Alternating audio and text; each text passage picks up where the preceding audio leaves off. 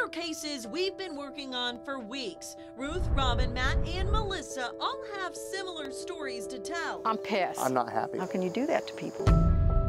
They're trying to get to the bottom of what they believe was bad business. I saw you on TV, and I thought, I don't know what else to do. My investigation started with Ruth. She and her husband said they hired Michael Fisher in 2018 to power wash and then spray their deck with a protective coating. He looked at us in the eye when he was talking to us, and it was kind of expensive, but we thought lifetime warranty, it was a good deal. It was worth it for you. It was worth it. Fisher and his employees prepped the deck, but Ruth says they left with half the payment, $1,800, and never came back. This is what it looks like. Haven't heard from him. All of this is stuff that he fixed? Yeah. Ruth filed a consumer complaint with the Attorney General's office. But the more I dug into this business, the more I found out, and the claims just kept getting worse. Dismiss.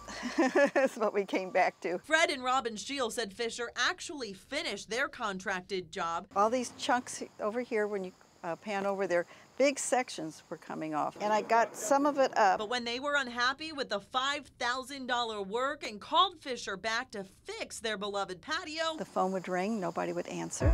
the Shields said their next door neighbors were unhappy with Fisher's work as well. They said their neighbor's porch buckled within a year of Fisher doing work there.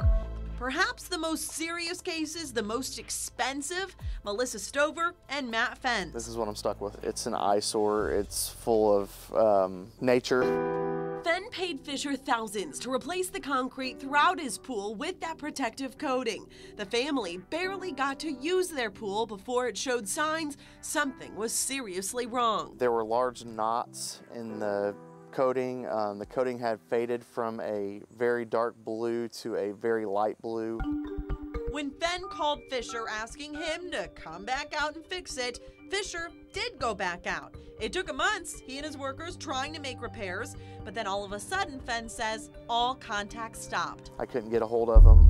It defaces my property value. Fenn said his pool ended up completely unusable. That's a lot of money sitting over my shoulder, and that's not something that I can just pull the money out of the bank at the drop of a dime and fix it. So he pulled money out of the bank for a lawyer instead. Right now, he is suing Michael Fisher and Max Life Protective Coatings LLC in small claims court, hoping to get at least some of his money back. We'll probably never get our money back. In 2017, Melissa Stover and her spouse hired Fisher for the same kind of job. We had just taken, over $10,000 out of our 401k to pay for something that we thought was going to be so wonderful. Their brand new pool coating ended up nodding as well. The Stovers say their pool became unswimmable too. We never got to get in our pool again. They ended up moving out of state. So what went wrong? We finally tracked Michael Fisher down to ask him ourselves. I've literally almost lost everything. Fisher wouldn't meet us in person, but he told us over the phone he's just as much a victim as anyone else. What was a successful business venture turned into a nightmare because the company that promised me the world with their product ended up failing. He blames the manufacturer, saying they changed the chemical they sold him and that it didn't work right.